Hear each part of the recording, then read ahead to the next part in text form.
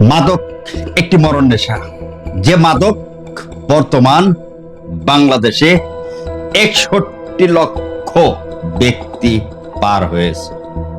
তবে প্রশাসন বা রাজনৈতিক ব্যক্তিরা মাদকের বিরুদ্ধে সোচ্চার হয়ে উঠছে।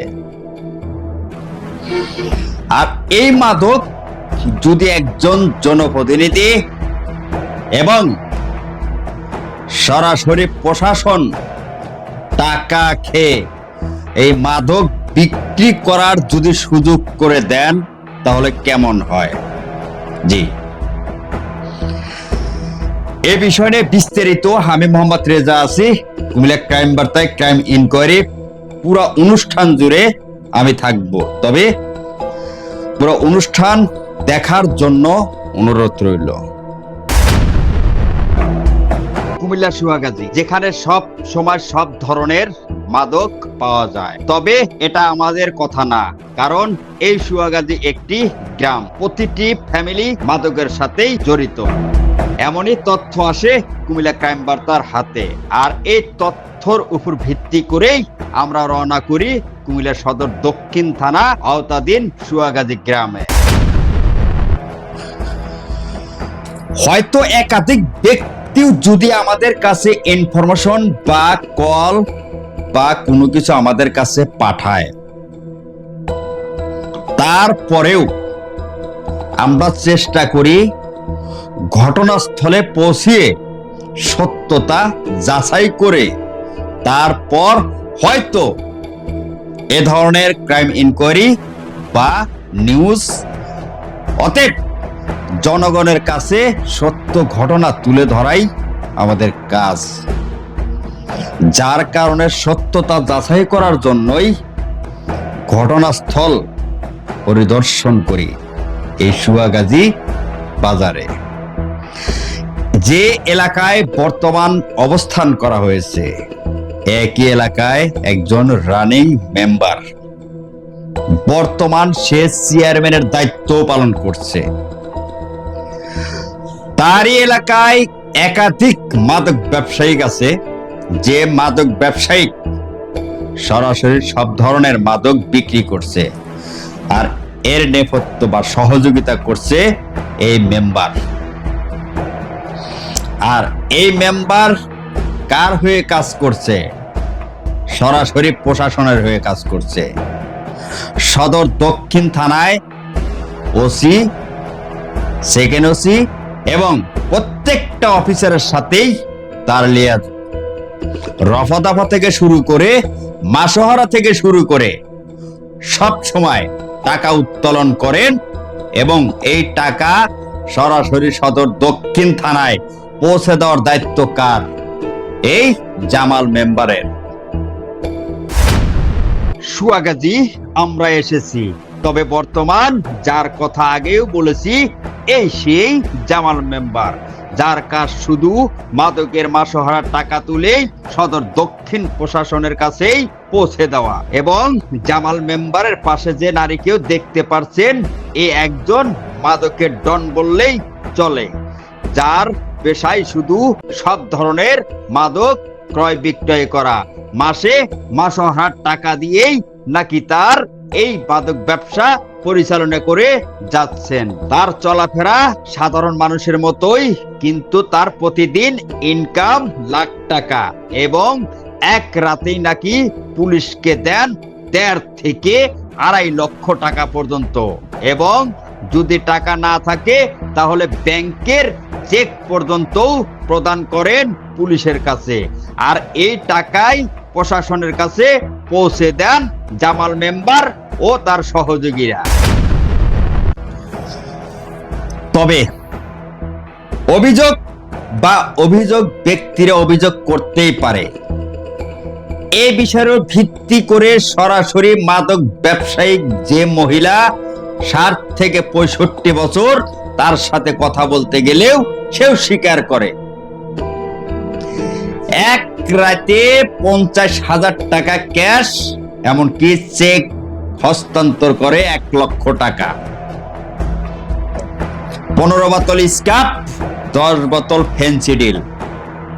অতএব 25 বোতল টোটাল মাদক পুলিশের হাতেও তুলে দেয়, তার সাথে টাকা।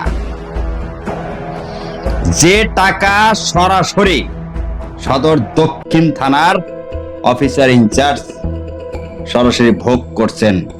তবে এ বিষয়ে তার সাথে কথা বলতে গেলে তার অফিসারের বিরুদ্ধে সে কি বলে অবশ্যই জানার বিষয় আছে। ওই এক মহিলার কাছ থেকে স্কেপার ফেন্সিডিল কেড়ে নিছে আর 1.5 লক্ষ টাকা নিছে।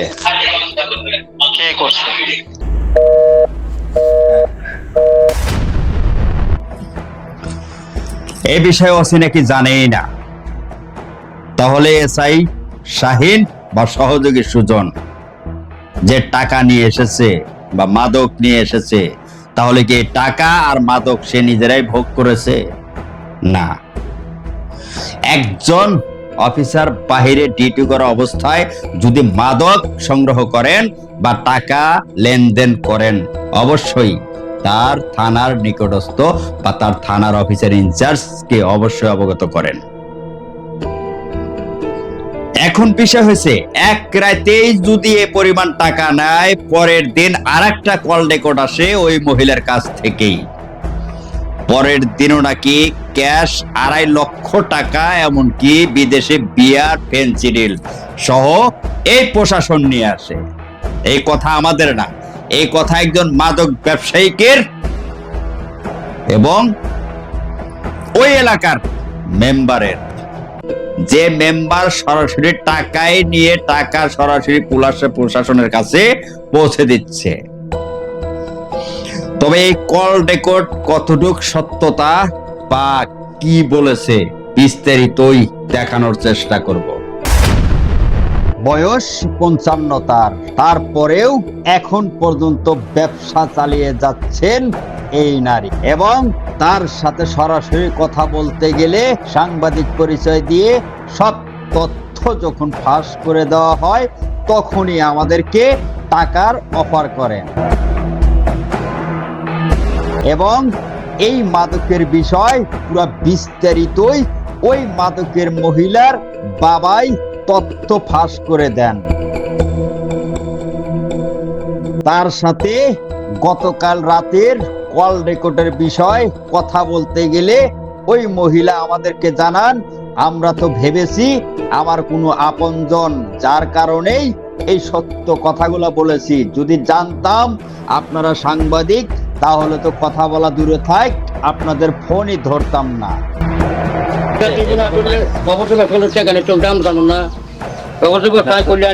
ঠিক আছে তো, টাকা ব্যবসা করলে ভাই শোনেন, কিছু টাকা লাগবে, এত টাকা আর যেগুলো মানুষকে কিছু লোক আমরা খাইলাম না করছে, মানুষের কিছু লোক শেষ চাই 15 টাকা মানুষ নিতে গেলে ভাড়া দেখা গেছে এত টাকা দিলে সব না না না, তুই তো থাকবিস না, টিয়ার সব মনে মনে সব আবার বিক্রি হয় না, সব জায়গায় আবার থাকে না। দারোগা কে আছিল বলতে পারেননি? আপনি মেম্বারশিপ চেনে? মেম্বারশিপ চেনে? মেম্বারশিপ মেম্বারের কাছে টাকা আমার দিতে পাইছে। একজন দেশের নাগরিক বা একজন জনসেবা কর্মী, অর্থাৎ সাধারণ জনগণের অভিভাবক, আর প্রশাসন নাই বললাম, যে প্রশাসন সব সময় জনগণের নিরাপত্তার জন্য অনেক সময় তাদের জীবনকেও উৎসর্গ করে দিয়ে দেয়। বাংলাদেশে প্রত্যেকটি জেলায়, প্রত্যেকটি উপজেলায় এই ধরনের মাদক ব্যবসায়ী আছে। তবে প্রশাসন চেষ্টা করছে এই ধরনের মাদক ব্যবসায়ীকে নির্মূল করার জন্য। আগামী দিন বা আগামী এই জাতি যেন ভবিষ্যতে মাদক, চোরাকারবারি, নেশাখোর যেন দেশ থেকে উৎখাত করে সমাজ ক্লিন করে চালানোর জন্য রাজনৈতিক ব্যক্তিরাও একাধিকবার সতর্ক করেছেন। তারপরেও জাতির কথা না ভেবে, দেশের কথা না ভেবে, সমাজের কথা না ভেবে কিছু টাকার জন্য কিছু লোভী প্রশাসন এবং গ্রামের, ধরতে গেলে মোড়ল বলা হয়, মেম্বার বলা হয় বা চেয়ারম্যান, যারা অভিভাবক, তারাও এই যুব সমাজ বা এই সমাজটা নষ্ট করে দেওয়ার জন্য উঠে পড়ে লাগছে। এই দেশ বা দেশের জাতিকে বাঁচাতে হলে এই ধরনের প্রশাসনকে আইনের আওতায় এনে অবশ্যই শাস্তি দিতে হবে এবং তার সাথে প্রত্যেকটা জেলায়, প্রত্যেকটা ওয়ার্ডে এই ধরনের পুলিশের সোর্স যারা টাকা সরাসরি উত্তোলন করেই পুলিশের কাছে পৌঁছে দিচ্ছে, এই ধরনের ব্যক্তিকেও চিহ্নিত করে আইনের আওতায় এনে সমাজকে সুন্দর করে গড়ে তোলার জন্য সবাই আগামী ভবিষ্যতের কথা চিন্তা করে অগ্রগতি বাড়িয়ে তাদেরকে প্রশাসনের হাতেই তুলে দিতে হবে। তবে প্রশাসন কেমন বা কি করে বা তাদের সাথে কোনো লিয়াজু আছে কিনা অবশ্যই দেখতে হবে। আর এই দেখার শুধু দায়িত্ব সাংবাদিকতার মধ্যেই পড়ে না, এগুলাই দেশের বা দেশের জাতি বা সমাজ ব্যবস্থা বা সমাজ ক্লিন করার যারা দায়িত্বে আছেন তাদের অবশ্যই নজর দিতে হবে। মাদককে না বলতে হবে, মাদক ব্যবসায়িককে ধ্বংস করতে হবে। আপনার আমার সন্তান আগামীতে সুরক্ষা রাখতে হলে অবশ্যই এই ধরনের ব্যবসায়িককে আইনের আওতায় এনে শাস্তি দিয়ে, আর আশেপাশে যারা আছে তারাও যেন এ ধরনের ব্যবসা থেকে দূরে থাকে, সেই ব্যবস্থাই করতে হবে। সদর দক্ষিণ থানা, যে থানার অফিসার ইনচার্জ এবং তার এসআই শাহিন এবং সুজনের বিরুদ্ধে যে অভিযোগ উঠেছে, আর এই বিষয়ে কথা বলতে গেলেই তিনি সবকিছু মানা করে অস্বীকার করেন এবং এই বিষয়েও ধরাছোঁয়ার বাহিরে থাকার চেষ্টা করেন। তাহলে কি এই মাদক ব্যবসায়িক নারীর মিথ্যা অভিযোগ দেন, এবং যদি মিথ্যাই হয় তাহলে জামাল মেম্বার এই টাকা উত্তোলন করে কোথায় দিচ্ছেন? এবং ওই মহিলার বাবাও বললেন এই ধরনের ব্যবসা চালাতে হলে টাকা যাবেই, আর টাকার বিনিময়ে যদি আমাদেরকে ছেড়ে দেন তাহলে তো আমরা টাকা দেবই এবং ব্যবসাও পরিচালনা করব। তাহলে এত কিছু কল রেকর্ড এবং সরাসরি ভিডিও ফুটেজ থাকার পরেও কিভাবে থানার ওসি এবং অফিসার কি অস্বীকার করছেন, বা সে কি আমাদেরকে আড়াল করার চেষ্টা করছেন? তবে পুরো অনুষ্ঠান দেখানোর চেষ্টা করেছি সত্য কতটুক ঘটনা, বা কে কিভাবে কত টাকা নিয়েছে, বা কত টাকা এখান থেকে আনা হয় কার মারফতে, পুরো বিস্তারিত তুলে ধরার চেষ্টা করেছি। তবে কুমিল্লা সদর দক্ষিণে শুধু সুয়াগাজী এলাকায় না, এই কুমিল্লাতে প্রত্যেকটা উপজেলায় এই ধরনের ব্যক্তি আছে, এই ধরনের অঞ্চল আছে, যে অঞ্চলে শুধু মাদক ছাড়া চলেই না, হাত বাড়ালেই মাদক, সব ধরনের পণ্য পাবেন। আসুন, প্রত্যেকটা থানায়, প্রত্যেকটা উপজেলায়, প্রত্যেকটা গ্রামে এই ধরনের ব্যক্তি থাকলে তাদের বিরোধিতা করুন। আপনার আশেপাশে যে কোনো তথ্য দিয়ে আমাদেরকে সহযোগিতা করুন। তথ্য দিতে গেলে আমাদের নিচে নাম্বার আছে, হটলাইন আছে, এমনকি আমাদের সরাসরি মেল আছে, বা আমার সাথেও যোগাযোগ করতে পারেন। আপনার যে কোনো তথ্য আমাদেরকে দিয়ে সহযোগিতা করুন, আমরা তুলে ধরবো এই জাতির কাছে, সমাজের কাছে, দেশের কাছে। ভয় আমাদের, আপনার না। আপনারা সহযোগিতা করবেন, পাশে থাকবেন। আমরা আগামী দিনগুলো এভাবে ক্রাইম যত কিছু যা আছে সব তুলে ধরার চেষ্টা করব। আগামী দিনের জন্য আমাদের পাশে থাকবেন, ভালো রাখবেন, ভালো থাকবেন। আসসালামু আলাইকুম।